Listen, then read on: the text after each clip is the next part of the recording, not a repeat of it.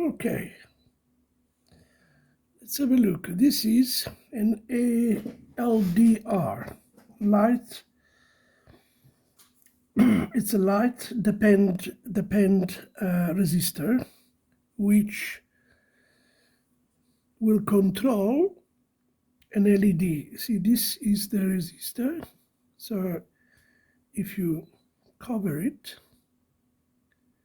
so practically it works at night.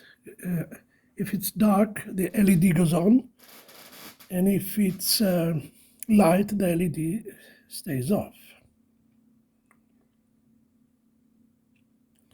So what we did, one leg of the LDR goes to 3.3 volt, and then we have the pin from add 0 to the other pin, and then grounded with a 10K resistor, and then we have the normal 220 ohm resistor to the short leg of the LED, and that's the way it works.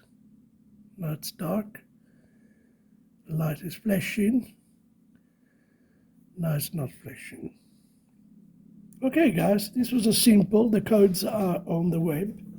Thank you very much. Don't forget to give thumbs up. Thank you. Bye.